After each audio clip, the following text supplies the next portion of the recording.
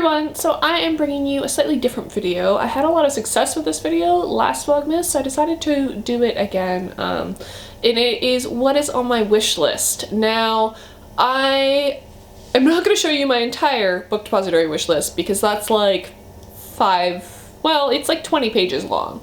So that's, that's a lot of books. But I do have like a modified playlist, or I keep saying playlist, wish list that I sent to my sister because she was asking me what I wanted for Christmas, so I just kind of threw about 10 books on there, and so these are the ones that I think are the ones that I want the most immediately. So I thought I'd just go through them because it's always kind of fun. You talk about what you read, you talk about what you already own, but I use my wish list to kind of stop myself from buying books. I know that sounds weird, but as long as the book is on my wish list, I don't need to buy it. Like, I know where it is, I can track it down. When I feel like actually reading it, then I can order it. So it's one of the ways I use to like curb my buying habits. So yeah.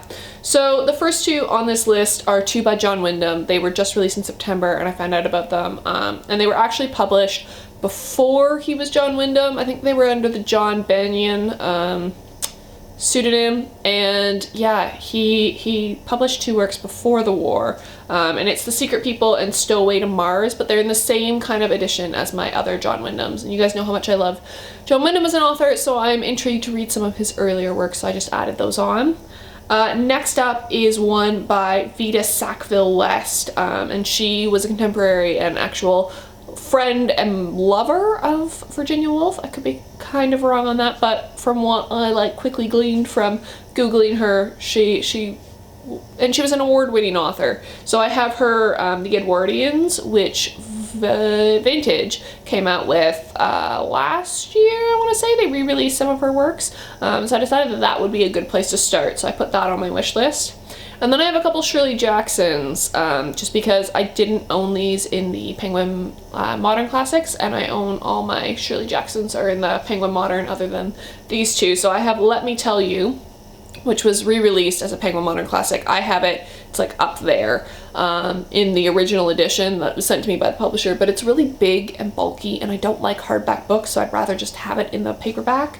And then I also have The Haunting of Hill House, because I had that in the Penguin Horror series, so I didn't feel a need to have two of them. But when I got rid of it, I do want to own a copy of it because I quite like it and I want to revisit it at some point. So those are on there. Then I have a nonfiction book. I don't read a lot of nonfiction for pleasure, just because I read so much of it for school.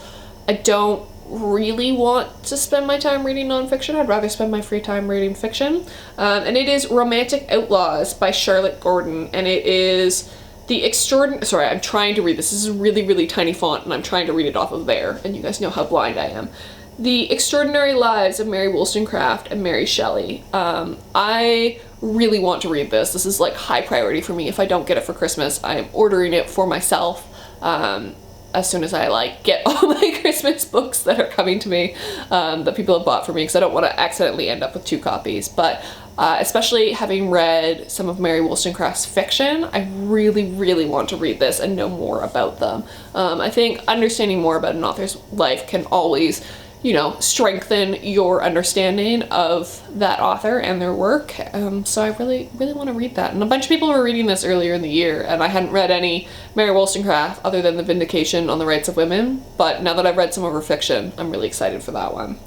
And then I have a Margaret Drabble one. I really enjoyed Jerusalem the Golden. I think that was the first Margaret Drabble that I read. So I put The Seven Sisters for a second one because it's been ages since I read any by her. So I do want to read some more, so I put that on there in the Penguin Modern Library Edition. I'll try and include like pictures for all of these. Then I also have a Confederacy of Dunces by John Kennedy Toole. It's been on my wish list for ages, and every time I go to do a book order, I never order it. But I want to read it, so I included it on this one. So if she gets it for me, I will definitely be reading this soon. It's just, I don't know, it's just every time I go to order things, it never stays in my basket. And then I have another Muriel Spark, which I really loved, the Muriel Spark that I read this year. That was my, it was The Driver's Seat, and it was Ange's BookTube recommendation, which I ended up not finishing that project. Oops, I got a bit, come September, I couldn't finish it. but I got through most of it. And it's the prime of Miss Jean Brodie, which I think is her like most popular work. So I've just included that on there. And then I have the 3rd volume of the Rip ADIZ books, which are hanging out over there. And I just, yeah, I mean, if that's what she feels like getting me, I'm not gonna say no to it. I think at this point I was just kind of throwing stuff on there to try and make it more of a surprise. And then the last couple books, I have Sylvias Lovers by Elizabeth Gaskell. I have it in the Black Spine edition, but the font is really small, so I've included it in the Oxford edition, so that way the font is supposedly better. I've checked with Anne, she owns the Oxford edition, and she said the font is much bigger than my edition, and I do struggle with tiny fonts, so yeah. I also have Lorna Doone by R.D. Blackmore. This, I don't know, I think Ange read it and it sounded good, so I was like, yeah, that's there. And then I have a couple of the vintage Woolf ones. I have The Years and The Waves, neither of which I have read. So I thought that would be, if she decides to get me, you know, the Virginia Woolf ones, that would be a good place to start.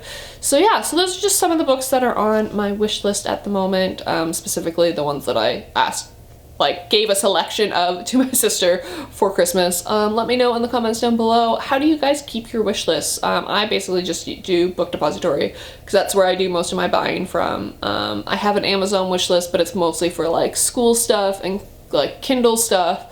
And yeah, that's it. I don't really, I had a wish list on Chapters, but I never buy from Chapters anymore, so yeah, it's mostly just on Book Depository. Do you guys have multiple wish lists? Do you have an outside source for wish lists? Let me know in the comments down below, and I will see you guys for another Vlogmas video. Bye!